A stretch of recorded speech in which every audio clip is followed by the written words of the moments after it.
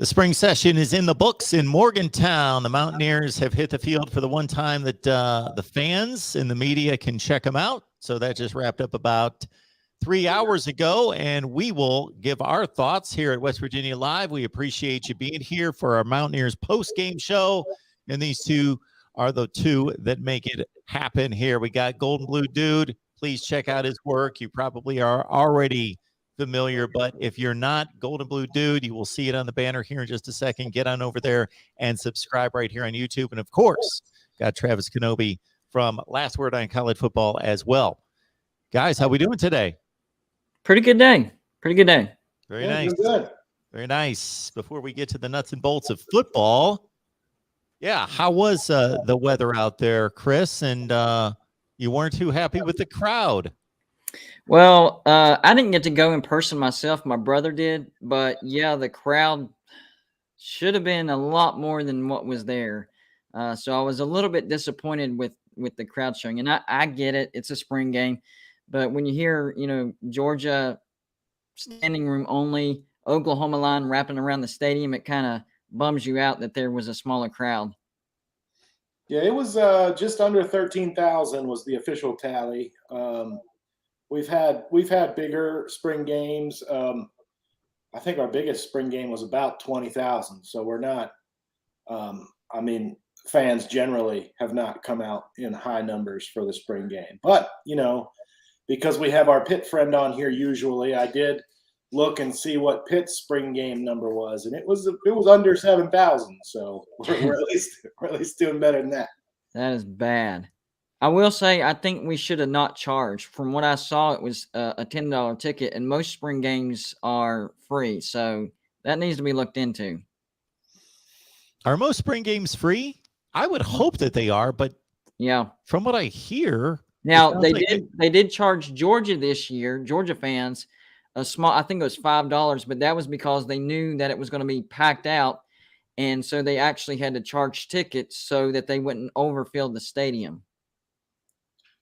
Now for us though, the money they do charge, they should probably figure out a different way to do this, but the money all goes to the Children's Hospital. So it's not like West Virginia is making money on it, but still, come in for free and then have donate donation jars or T-shirts or things that you could buy to benefit the hospital.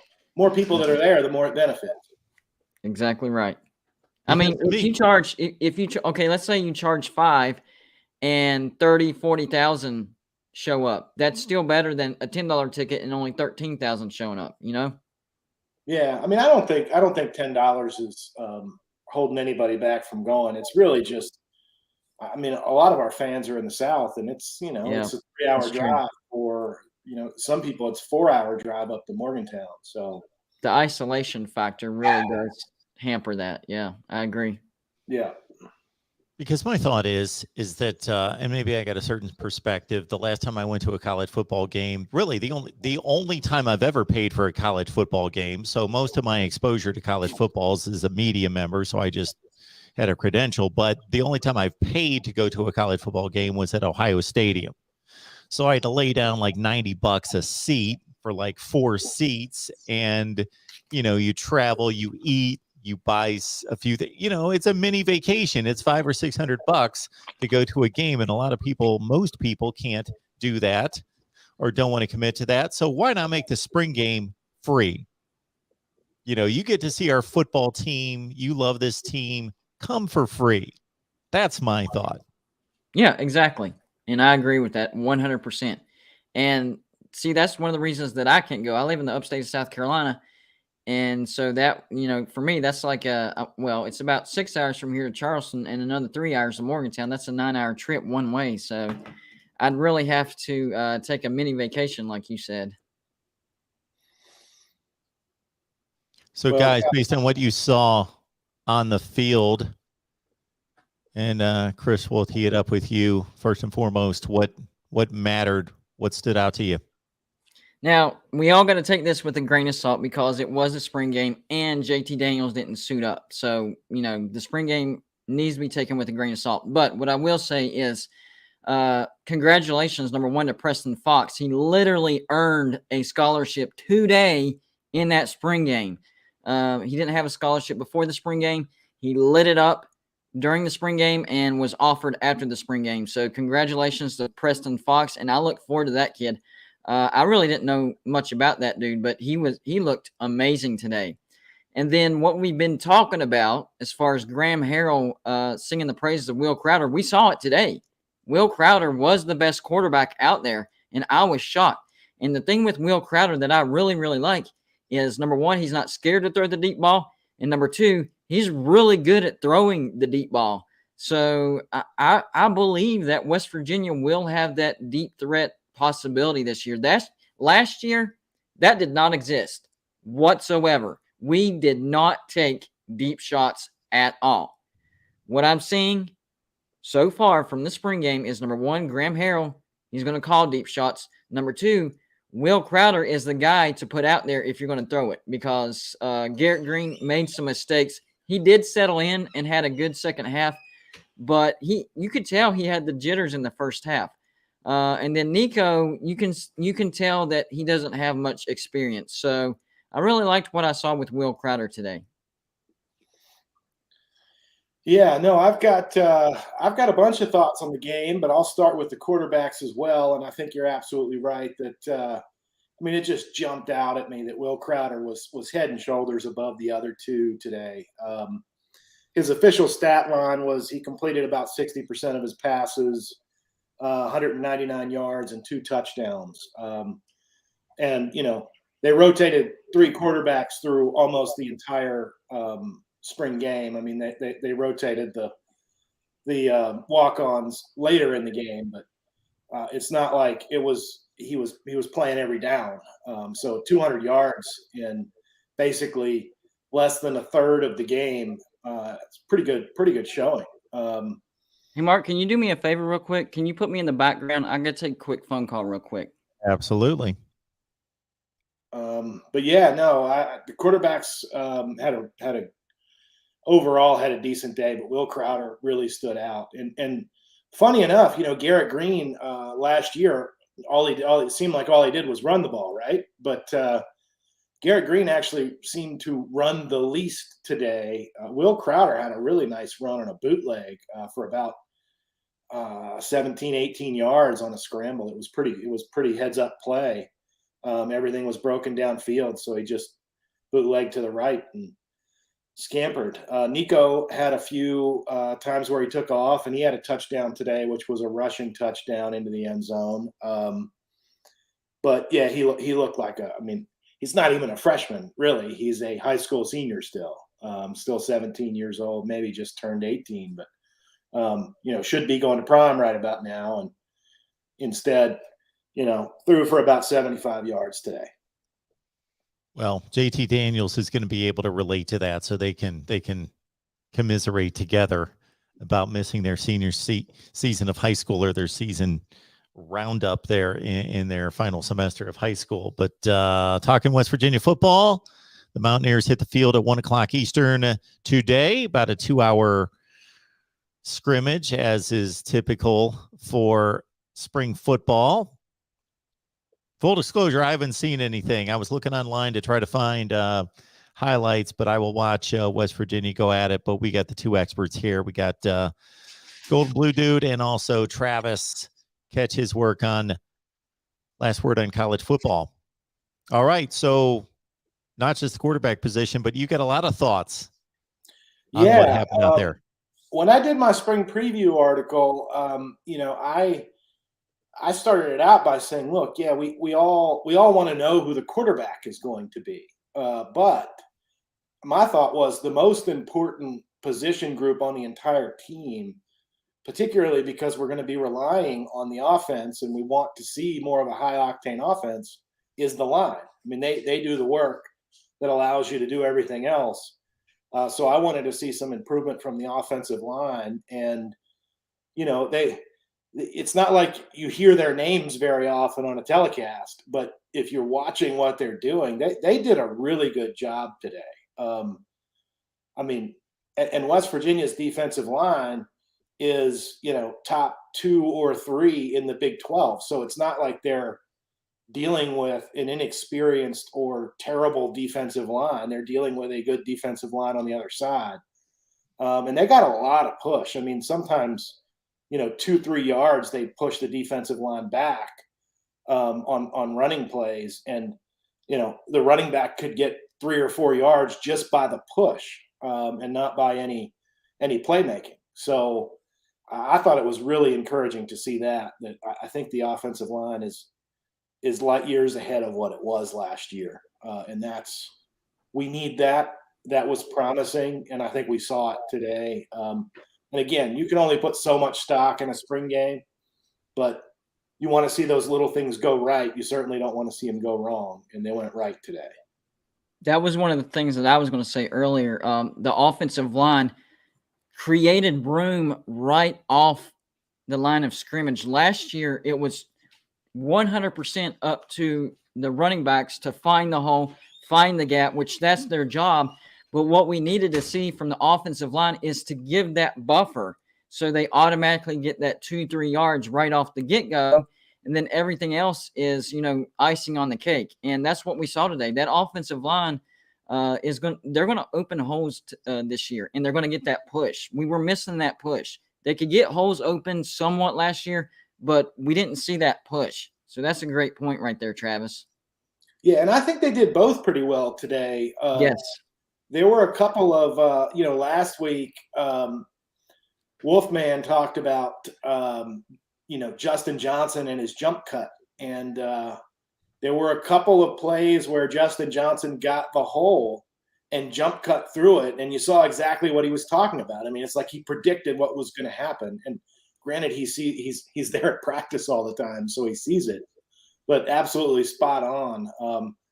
Justin Johnson, I liked what I saw from the running backs today, but Justin Johnson was able to take those holes and not just get the 3 or 4 yards, but turn it into 8 or 9. And if you can average 4 or 5 rushing yards a carry, you're doing pretty well. And if you can bump it up to even 6 or 7, you're in elite territory. Well, I mean, Jalen Anderson, he was close to 6 yards a carry. He was right at 5.9 yards a carry with a long of 15. And his yards after the carry was 4 or 5 yards per run. That's incredible. We were not seeing that last year. We would see, I remember that one great play by Letty Brown in the Virginia Tech game. We'd see that once in a blue moon. But as far as consistency, we didn't see it. Even just in this spring game, we saw consistency, and that's what we were looking for. That is the whole point of the spring game. We're not looking for guys to, run for 300 yards or pass for 400 yards. We want to see consistency. We saw it today. Yeah, no, we definitely did. And by the way, I mean, it's funny because so far we've talked about 2 running backs who are, by all accounts, numbers 3 and 4 on the depth chart. Lynn J. Dixon had the opening touchdown of the game, didn't he? Was it the opening or the second touchdown? I think it was the opening, and he only got 2 carries the whole game. Yeah, and one he kind of got bottled up, but the other one was, around the edge. He bounced off a contact and got 12 yards after carry for a touchdown, or after contact for a touchdown. Yep.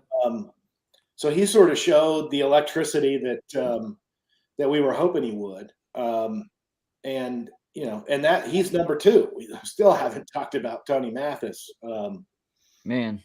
So we've got a good stable of running backs, and it's encouraging to see that happen. Yeah, and you could tell today the whole point of what they were trying to do today was trying to give those 3 and 4s a lot of touches, because Lynn J only had 2 carries.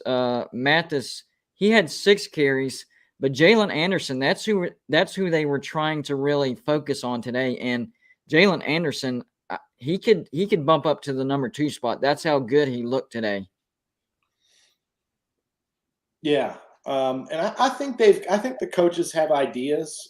They've suggested at it anyway. I think they have ideas as to how precisely they intend to use each of the 4 this year. I think they'll all get burned.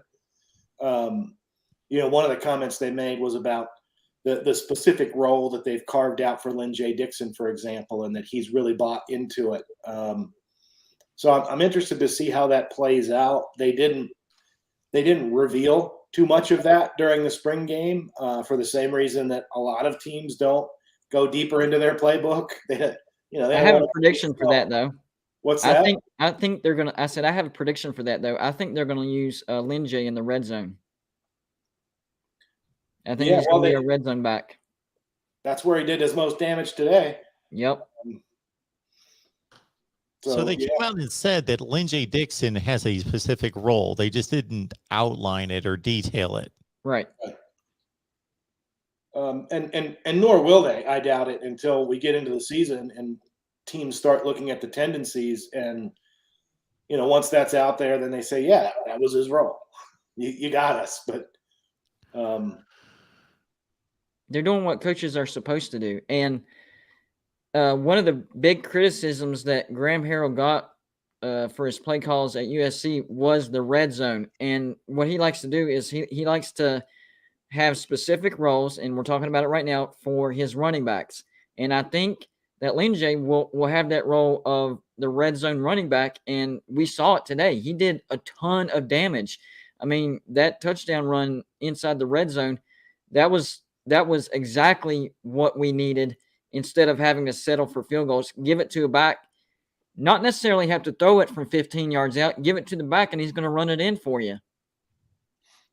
Yeah, and frankly, with the push the offensive line was getting, I'm a lot more encouraged I'm encouraged for what our red zone offense will look like.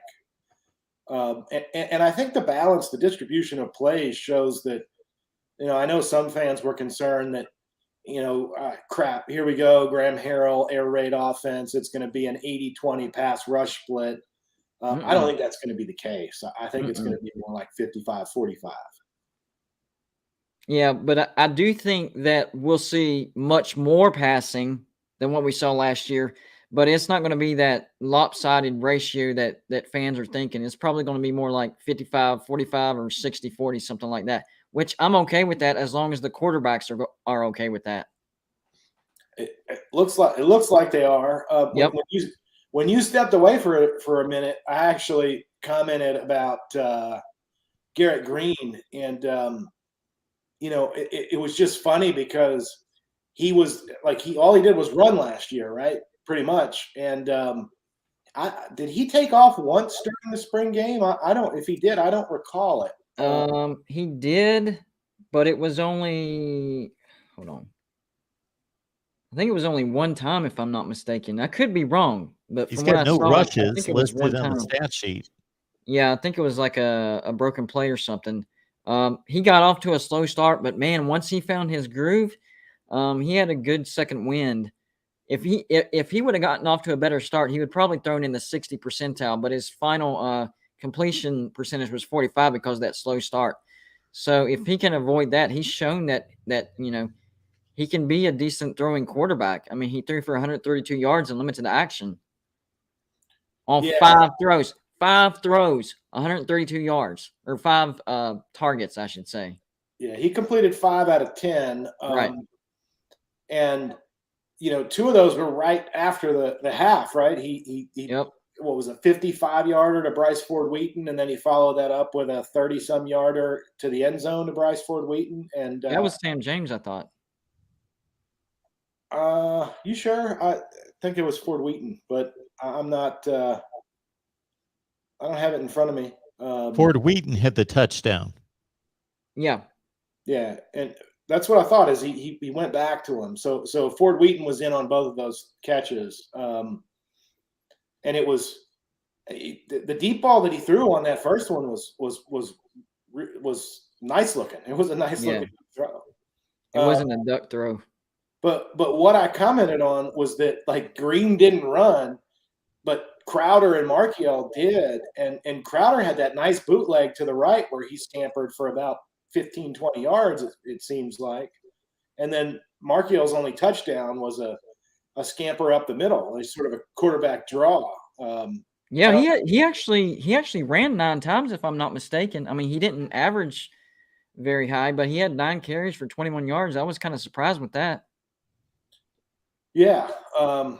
So it was just interesting to see, like, your guys that are not dubbed the dual threat running quarterbacks were the runs that were running, and our running quarterback was not.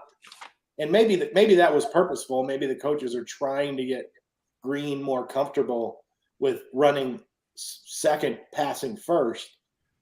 And the other guys, they're trying to show that they can do it. To the extent you're putting film out into the world, at least other teams now know, well, crap. I mean, we didn't think these guys had legs, but it looks like they can run. Let me ask you this, Travis. What I'm about to tell you, you let me know if this is what you were expecting to see today, okay? So we had 4 receivers that had a long over 30 yards. In other words, their longest catch over 30 yards. We had Preston Fox with that 50-yard, Bryce Ford Wheaton with the 44-yard catch, Sam James with the 31-yard catch, and then Caden Prather with the 34. That blows my mind. I don't think we had any game last year. I know this is a spring game, but still, no game can I remember where so many receivers had a long over 30 yards. That is a massive step forward. Yeah, well, and that was another comment I was going to make about the game, in fact, is that you kind of knew it was happening based on Graham Harrell's tendencies, but we were not afraid to take deep shots, and we weren't afraid to take deep shots early in the down and distance count. So it was encouraging to see, and it looks like all 3 quarterbacks that are here already can handle that. Exactly. I have no reason to believe that JT Daniels can't either. Now, 2 of those games, two of the longer gains of the day also came from tunnel screens. Bryce Ford Wheaton had a pretty nice one where he just slanted right out of the X slot and caught the ball on the run and just kept going. And actually, it would have been a touchdown in a real game, but they called it dead because there were people within his distance, sort of how they do with spring games where they minimize contact and injury. So at that one, I think it ended up counting as a 15-yarder, but it would have been, but for that, it would have been a 45, 50-yarder. Oh, yeah, definitely. I mean, you look at the yards after catch for some of these, it's – I mean, I know this is, total, but still it's pretty good. I mean, 18 – and this is limited action for a spring game. This is not a real game. Fox, who just earned his scholarship, he had 18 yards after the catch. Bryce Ford Wheaton, 15. Sam James, 13. Milasevich, 12. So, guys are able to shed tackles and not get tackled. And this is in a spring game where if somebody's in your vicinity, you're called down. So I don't know exactly how they do that stat right there, but I was impressed with that. Yeah, and you mentioned Malashevich, and it reminds me that there were sort of the quarterbacks seem to have their connections with guys, right? Yes. Green favored Bryce Ford Wheaton.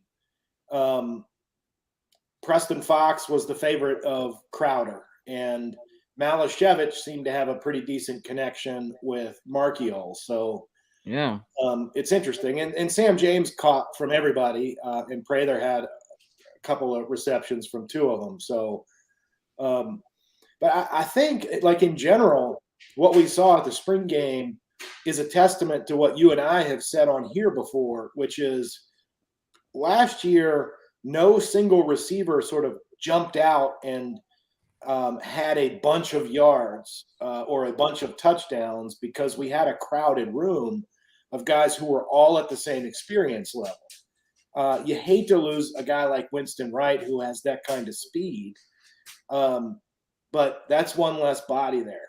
Sean Ryan and Isaiah Esdale were good sort of slot possession receivers with good hands. You hate to lose that kind of talent and depth, but at the end of the day, our 3 top receivers produced pretty well today. and they were on the field a lot today. And I think that is going to be a preview to who are the three guys? It's them. And what can they do? A lot. I mean, Ford Wheaton can kill you out of the tunnel. Sam James is going to kill you deep, and it seems like Prather can do both mid and deep pretty effectively. His route tree looked to open up a little bit today. Absolutely, I agree with that. I had mentioned to Chris before we started to record that I was listening to Neil Brown's post game, and he talked about an emphasis in the wide receiver core during the entirety of spring practice has been getting them to be more aggressive, battling for the football, battling in traffic, making those difficult catches. Yeah, and there were a few times when that was on display, and Wolfman, who was calling the game from the booth, mentioned it a couple of times, that's what he's talking about with the one-on-ones. One time Sam James came down pretty hard. It was a scary moment because I thought for sure, he's down on the ground writhing in pain. I thought for sure he was going to get injured, but it was one of those plays where he went up and, full extension, and sort of got wrapped in under the defender and came down kind of awkwardly on his back and hip and sort of rolled. But that was an example. He was very aggressive on that play and went up for it. And unfortunately, when you do that, defenders get in the way. They're trying to get the ball too. I think they've been capable of this all along. The problem was last year we didn't have a quarterback that could put them in that spot to where they could battle that 50-50.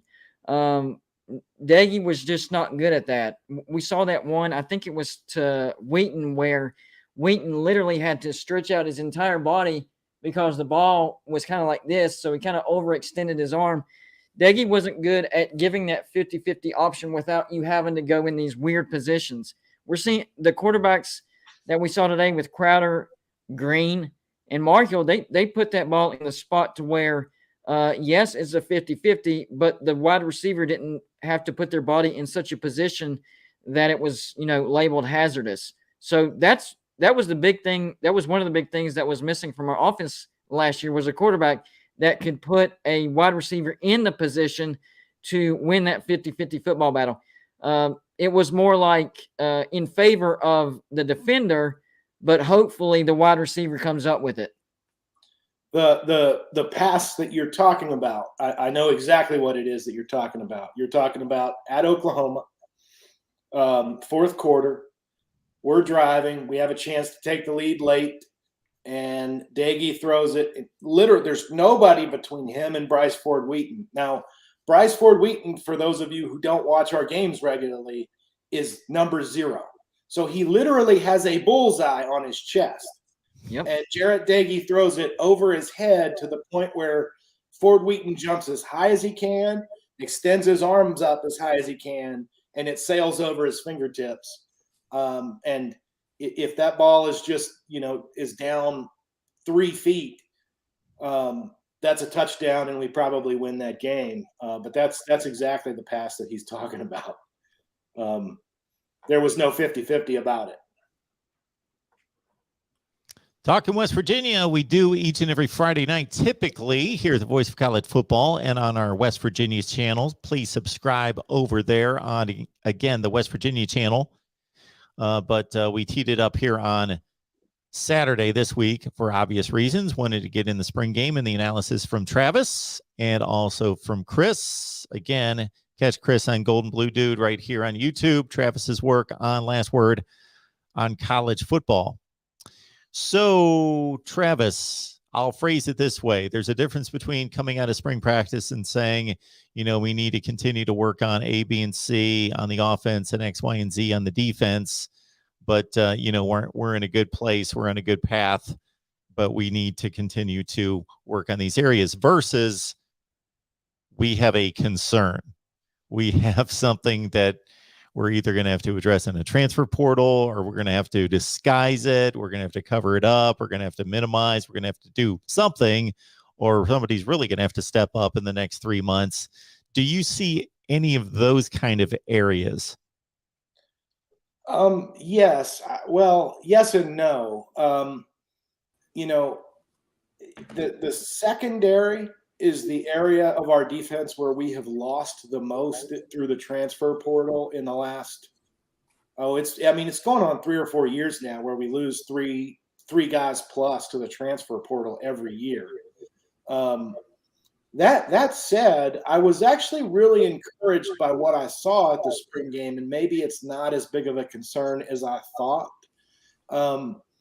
Our quarterbacks absolutely avoided with everything they had. They avoided throwing in the direction of Charles Woods, Mm-hmm. who's one of our starting quarterbacks, and was the second highest graded defender on a pretty good defense last year.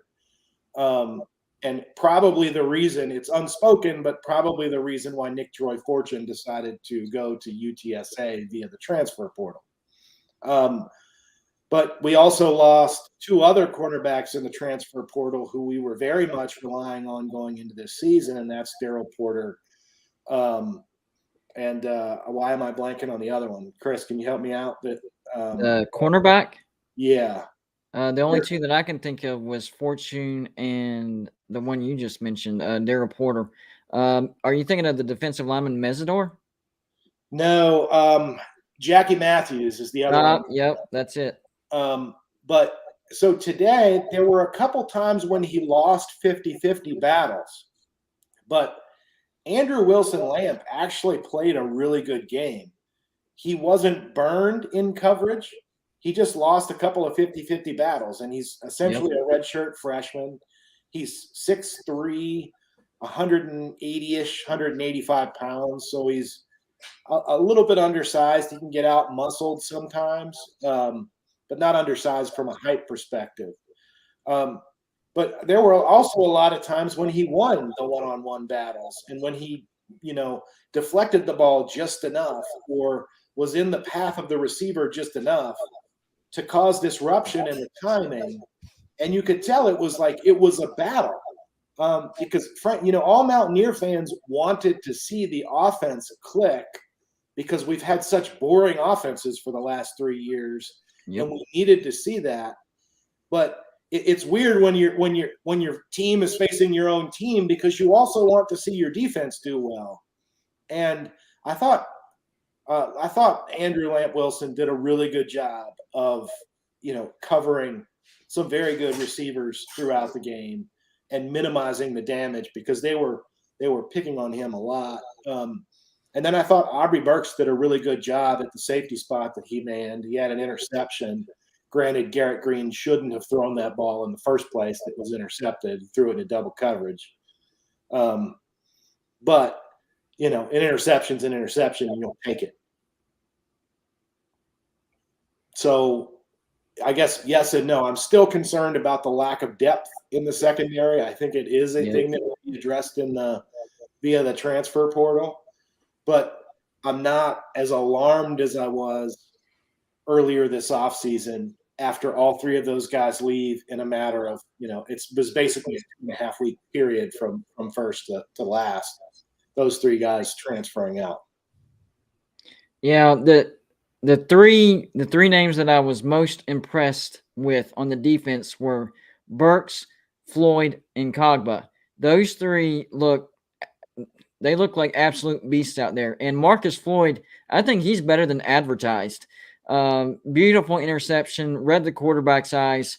I think that dude's going to be a difference maker, and he's going to actually help with the safety position because he can play that hybrid bandit spur, whatever they call it. So I think he's going to fit, whatever they need him to do back there. So I was really happy to see those 3 guys have a pretty good game. Very impressed with them. Yeah, well, and speaking of Lee on the linebacking core, it's sort of him and Lance Dixon, and then we have Hamlet and Bartlett for the sort of linebacker defensive line hybrid that we run. So, you want to see some depth, and we've got a player, Jairo Favoris, who came from Europe a couple of years ago. who, Nick Saban actually tried to recruit him pretty late in the cycle, and it was just, he's from Europe. There's a lot of logistics to go into that. But, was sort of raw, needed some development. And I thought he seemed to take a step forward today. I'm sure that's a manifestation of work throughout spring.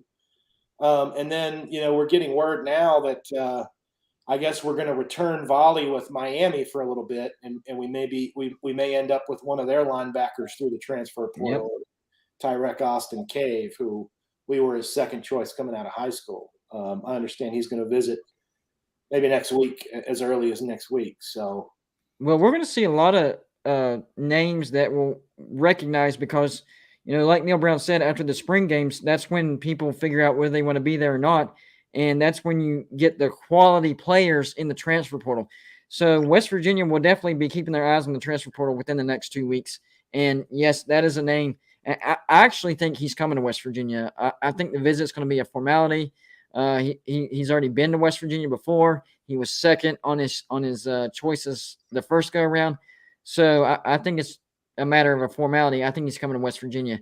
And I do think West Virginia is going to be able to pick up some other big names for depth at the linebacker and experience at safety. Having said that, though, Marcus Floyd, super impressed with him today. I'm excited. I'm excited that he's at West Virginia. That was a massive pickup. Yeah. I liked him when he came, but he definitely showed some solid fundamentals today and playmaking ability that sort of proved it. Because real quick, just to answer everybody's question, for some reason, I guess we have some new people in the chat. They're wondering why I wear sunglasses. So I'm going to look up real quick. That's why I wear sunglasses. I have super bright studio lighting. So hopefully that answers everybody's questions. I just thought it was the persona. The persona is cool. Golden Blue Dude. The persona works. It's created a persona. Yes. But the function came first, but then came the persona. Okay. Yeah. It's kind of like a dual effect. I started wearing them for the function, and then the persona preceded it, and now it's just turned into Golden Blue Dude. Absolutely. You can say it's going to answer people's questions, but as well as the both of us that it's not, and it's not going to keep people from making mention of them. In fact, you're right. I'm actually surprised we haven't had a comment today, even though it's like the third or fourth time we've been with Mark where he does have new glasses. I'm surprised we haven't seen that scrolling comment about, oh, Mark got new glasses. I've been waiting on it. I took my time in addressing the glasses situation. As long as I could get glass in front of my face, I was good with that. I am a procrastinator, believe me, and that's me too. Ask Joey. He wants to strangle me sometimes. As long as I could do that, I had my contacts. But yes, new glasses. We're all set. Nobody else can talk about the need for the glasses. But I appreciate everybody's concern. We will certainly. I think they suit you. I think they suit you. I tried to match exactly what I had, which they're right here. They pretty much look the same. You got that. Let's see a comparison real quick. Yeah. Yeah. They're a little thicker. Yeah, I like the new frame. I like the new frames for sure. Appreciate that. All right. Exploring with Ben likes the new glasses. Thank you. Great to see everybody here in the chat.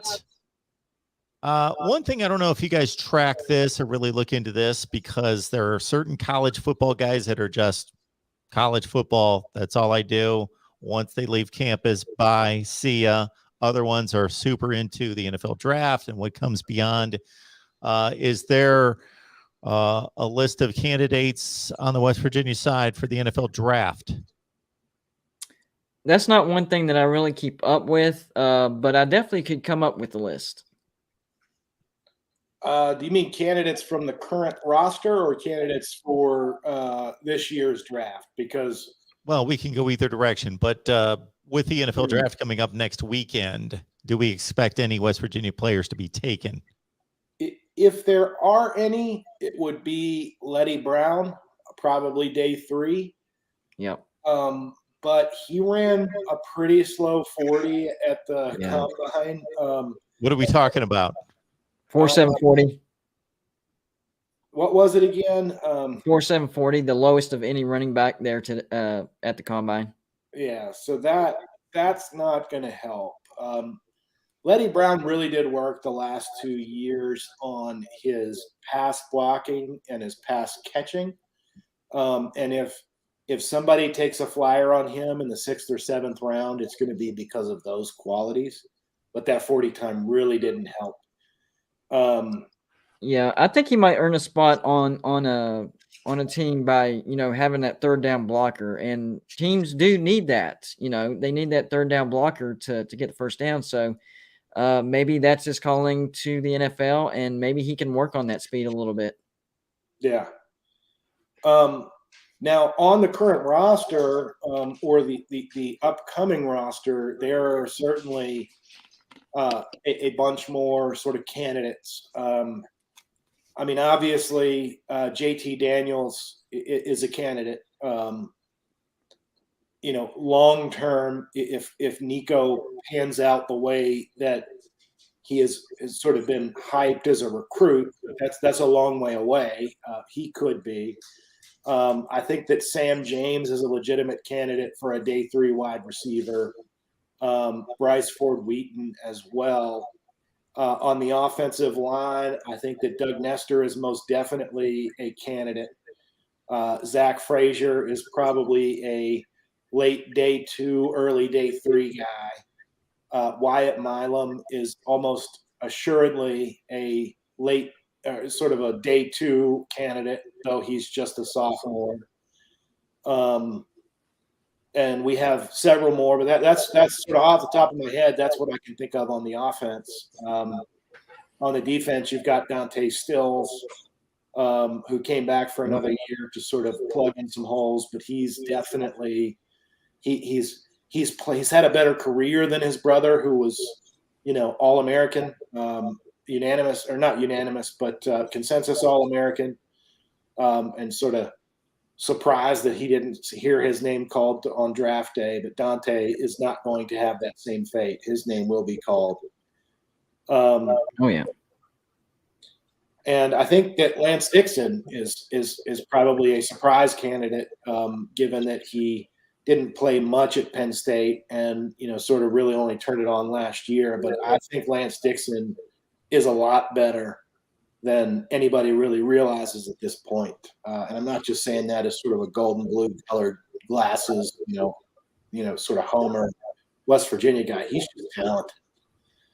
And I'm not the only one that sees it. I mean, again, coming out of high school, 247 Sports had him rated in their top 10 in the country overall for any position, and number 1 linebacker. So he's definitely one. If I had to make a quick list of high probability draft picks on the roster right now, of course, JT Daniels. I can't really put any of the other quarterbacks on there because I haven't seen enough of them to do that. I would also say Lynjay Dixon. I think Tony Mathis could work his way into a draft pick. I definitely think Caden Prather will be a draft pick when the time comes. I agree with the Sam James, Bryce Ford Wheaton. Offensive line, you got Doug Nestor, Wyatt Milam, and Zach Frazier. I think all 3 of those guys will go to the NFL. On the defensive side of the ball, of course, Dante Stills. If Mesidor would have stayed, I would say Mesidor. Dixon, the linebacker. I think Cogba could actually work his way into a draft pick. Marcus Floyd, I think he's going to be possibly a day 2 draft pick. I like Charles Woods. I think he's worked his way into being a draft pick. And some other potential candidates out there. But those would be my, pretty sure that they're going to be a draft pick in the future. Yeah. When you think about it, it's a weird time because COVID gave a bunch of players the extra year of eligibility. And Neil Brown has lost a lot of the Dana recruits and shed them through his through the first 3 years of his tenure. We have not really had a whole lot of guys graduate yet. Yeah. Just by the timing and what the roster looked like when Neil Brown first got here, it was a super young roster.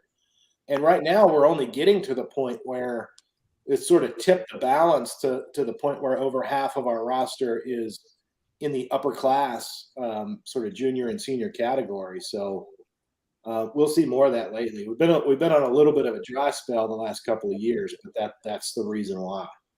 And that's why I think this team is going to be so much better this year. It's not just because we got JT Daniels and Graham Harrell. A lot of those players are growing up, and we're recruiting at a decent clip with Neil Brown. So I like this year's team.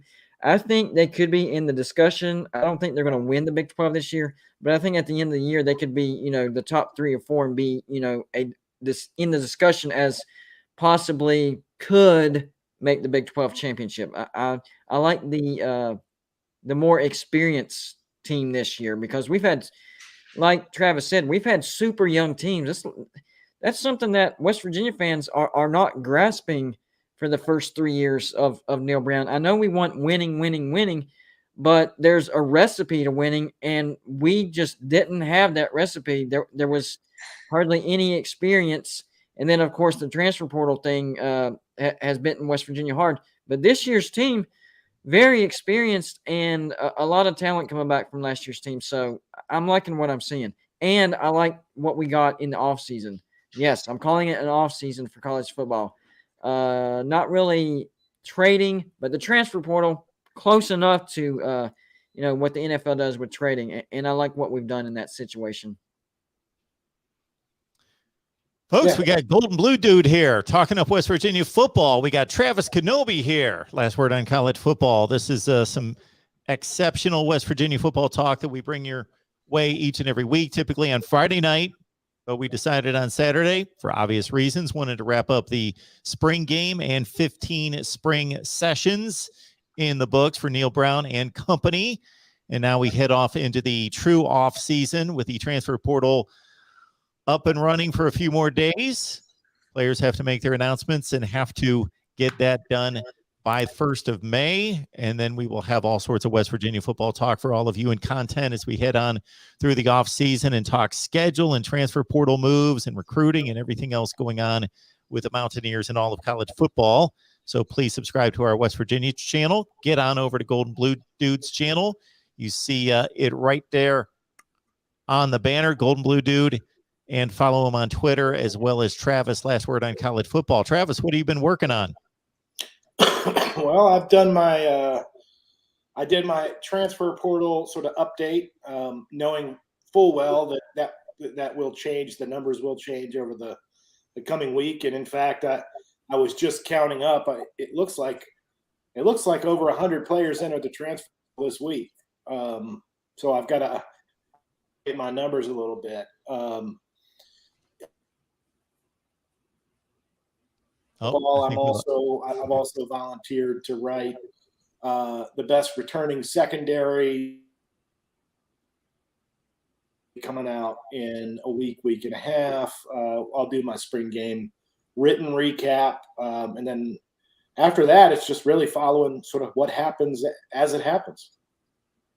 Yeah, the next few weeks are going to be up until I'm going to call it the trade deadline because that's really what it is. Up until that deadline, it's going to be a very hectic couple of weeks. Yeah, what are you looking at, Chris? What have you got coming up on your channel? Well, see, that's what I've been waiting on is the spring games after that, and then the deadline, because that gap right there, there's going to be a ton of content on, players leaving this team and going to that team. So I'm really looking forward to that. That's what the next few weeks are really going to be centered around. And then we'll start going into, I'll probably start my preview and predictions around the same time because you run out of days, and I'm trying to get every team. So we'll start doing the previews and predictions within the next week or so. I go through that process as well. And if you start too late, then I'm cranking out like 8 videos a day the last 2 weeks before the season kicks off. By the way, I just counted. Chris, go ahead. Well, what I was going to say is the first year that I started doing previews and predictions, I waited too long, and I ended up having to do like 3 teams in one video a day. So instead of doing separate videos, I just crammed them all into one video. Absolutely.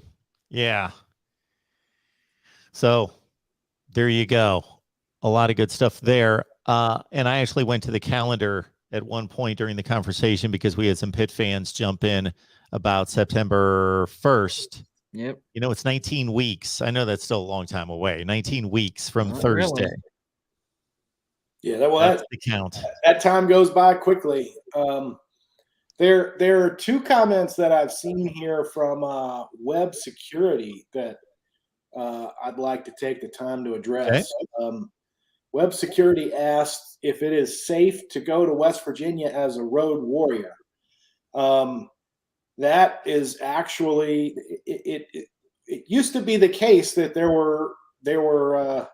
we were sort of notorious for treating away fans not so well. We've had some issues in the past, but really since joining the Big 12, I think that the school has done a very good job. The athletic director's office has done a very good job of just keeping the really bad blood sort of out of there. The guys who are repeat offenders for treating opposing fans like absolute crap. And I've personally been at a bunch of tailgates where we have openly welcomed anybody with the opposing team's shirt on and, gave them a pepperoni roll, cooked up some sausage, gave them a beer. So it's really, the tide has turned a lot recently. So I would not be hesitant to come to West Virginia as a road warrior. I think you'd have a good time.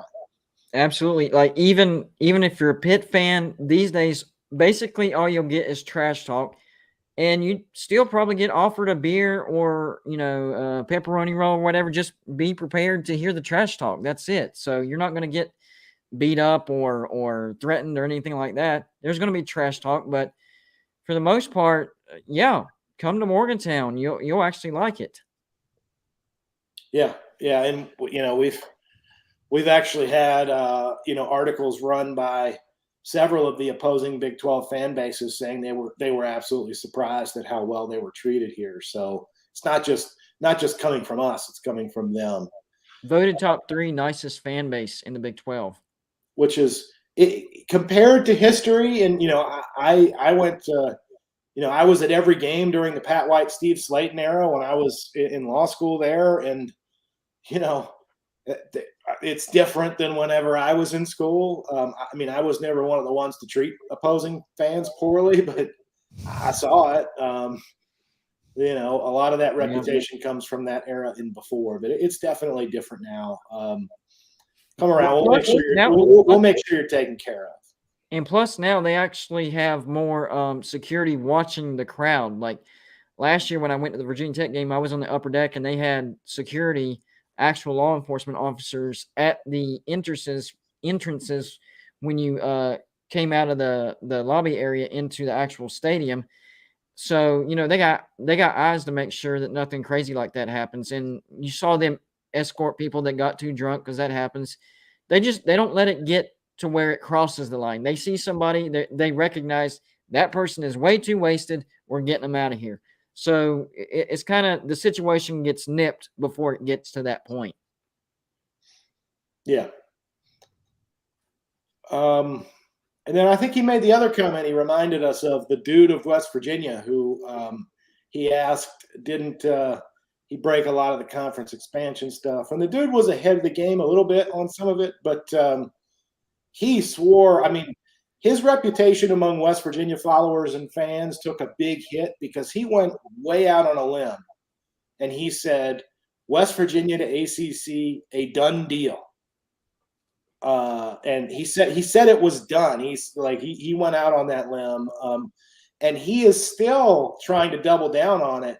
I think every year he issues a new FOIA request to the ACC and the old Big East and West Virginia University and other schools, really? To try to figure out exactly why it was kiboshed, just to clear his name, because he swears still to this day that it was a done deal and there was some nefarious interference that got us out. How many years has that been going on?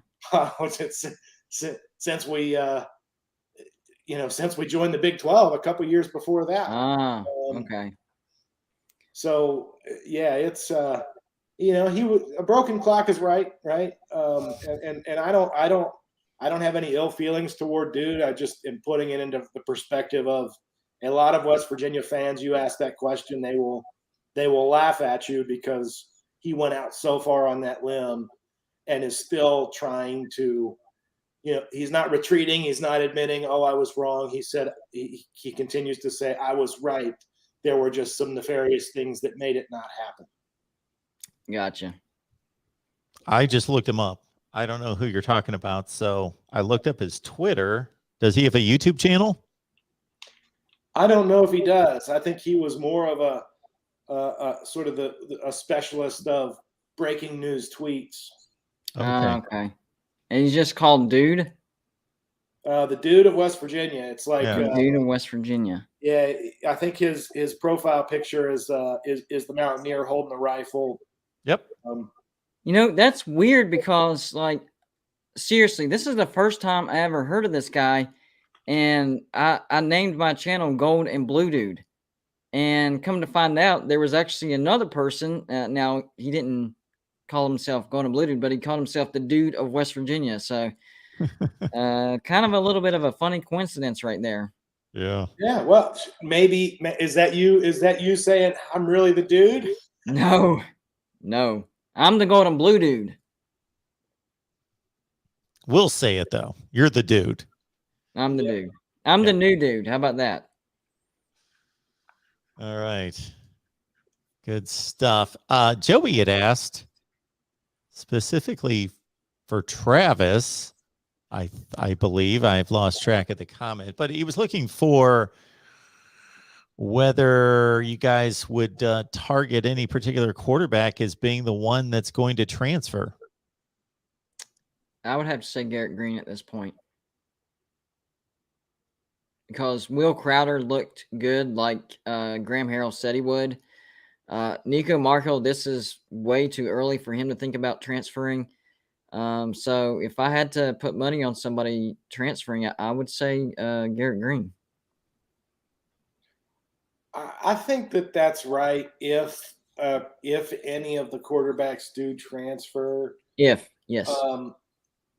I mean, listen, I won't be surprised by anybody transferring anymore because it happens out of the blue. I mean, Akeem Mesidor, one of the reasons that sucks so badly is that, his first offer came from Syracuse, but West Virginia was in there right behind them. And, Neil Brown and staff worked really hard to get him to come to West Virginia and developed him really well. And it just came out of nowhere. I mean, I thought for sure, returning starter, he's going to have all eyes on him. Probably could get away with playing just the one more year and declaring, and he transferred. So I won't be surprised if anybody transfers, but I tend to doubt that we lose any of our quarterbacks this offseason. I would agree with that. Just because, I mean, it's not like Garrett Green has, according to the staff, has been the most consistent quarterback the entire spring. He didn't show it in the first half of the spring game, but he showed it in the second half. So, I think there's still a live competition. I don't know, but if anybody does go, it probably would be Mr. Green. Yeah. You mentioned earlier how shocked you were about Hakeem Mesidor entering the transfer portal, as was I. But I put out a video today on Jamil Aday, and whenever I looked at the timeline, maybe we shouldn't have been so shocked because whenever Jamil Aday has left a program and went to another program, he has gotten at least one or two starters from the program that he was at to come with him. So maybe I wouldn't have picked Hakeem Mesidor to be the second guy because Darryl Portal was the first guy. But, it could have been anybody, and it just so happened to be Hakeem Mesidor. And we're talking about starters, not backups, not guys that might not make the team, actual starters. He did it from Arizona to West Virginia to Georgia, and now West Virginia to Miami. Well, he wasn't the first, though. Tyke Smith was the first. Yes. So he's responsible for taking three of our guys. Well, he's also responsible for taking Tony Fields and Scotty Young from Arizona to us. So Yeah. he's been doing this for a while. Well, and Tony Fields made an appearance at the spring game today. Did you see that? I did not there. see that. I Yeah. wasn't able to watch the spring game. That's cool. The weird thing, I still thought it was like he did all that, but his son remained at the university Yeah. after he left. So He's like, I'm done. I ain't bouncing anymore. I'm staying here. You keep doing your thing. it's really odd. But we're gonna get Austin K from Miami, and I'll take that as trade value. Yes, I like it. All right, everyone. Appreciate everybody being here for another West Virginia live show. This one after the spring game, of course, and in future weeks, we're going to break it down, whatever happens in regards to the news cycle, of course. But we will have all sorts of fun breaking down recruiting and a lot of off-season issues, look at schedules, break down all sorts of fun topics about favorite players and favorite games and all that sort of thing as well. In addition, we're going to bring on guests of opponents' media. So from Pitt, and then on through the Big 12, of course, and then also an out-of-conference game against Virginia Tech again this year, right? Yep. The two Power 5 non-conference games. Yes. So we will get a media member from, we believe, cross your fingers, we will do our best to get a media member on from every Big 12 opponent. Plus, again, Pitt, of course, is the big opener on Thursday night, and Virginia Tech as well. So that should be a whole lot of fun learning about those teams. That's going to be and awesome. Chopping that up.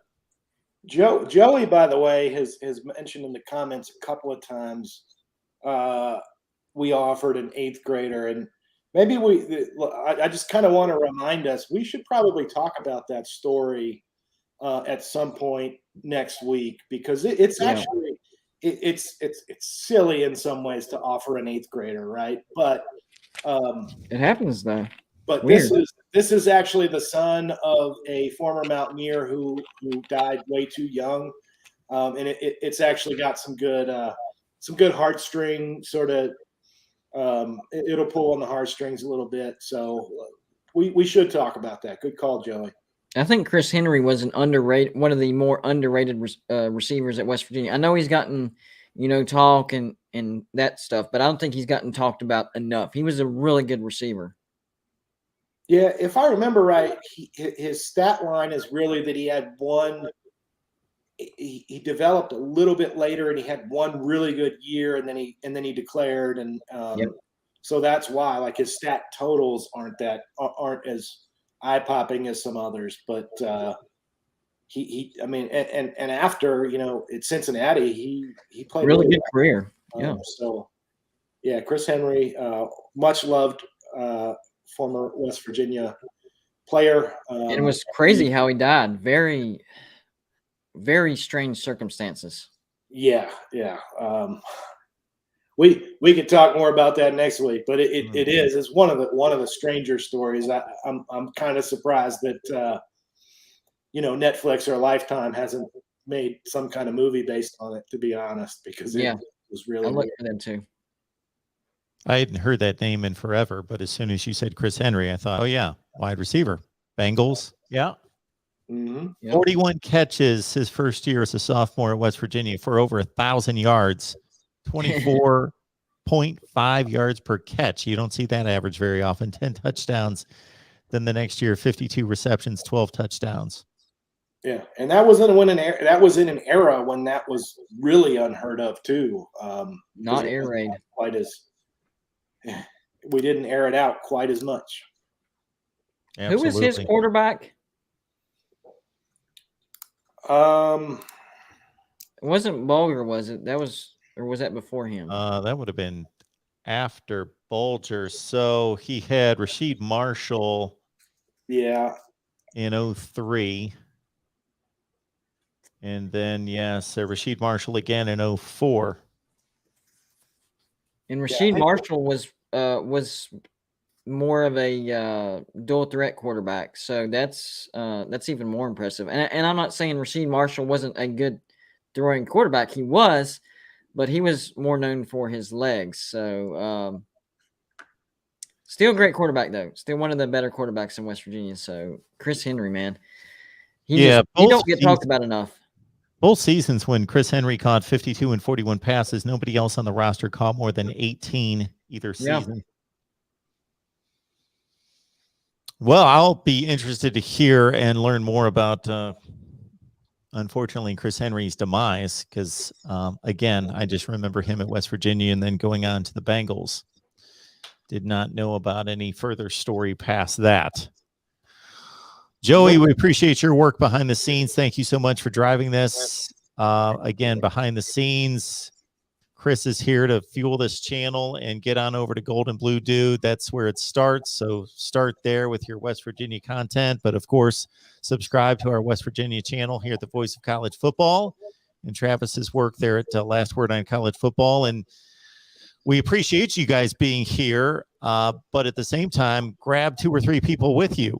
Bring them in next week. So increase the crowd by 2 or 3 times. So any college football fans, as you can see, not just Mountaineer fans, but we've got all sorts of college football fans and fan bases represented. So bring in your friends next Friday. Absolutely. All right, guys. Appreciate the breakdown. Good stuff as usual, man. Great show. Absolutely. And I will be back here at 8:30 Eastern. Approx. Depends on when my Oklahoma guy gets back for the spring game post. He's at the spring game, Jason Ray from Last Word on College Football as well. So we are going to break down the Oklahoma game. And, of course, that game, in a sense, has become a little bit more intriguing as well. Oklahoma, West Virginia with one JT Daniels. I'm marking that as a possible game day destination. If West Virginia does what we think they'll do, 2 losses at the most going into that game, Oklahoma is going to be another year where they're favorites to win the Big 12. And there's not much competition that week for game day. It could be a destination for game day, I'm telling you.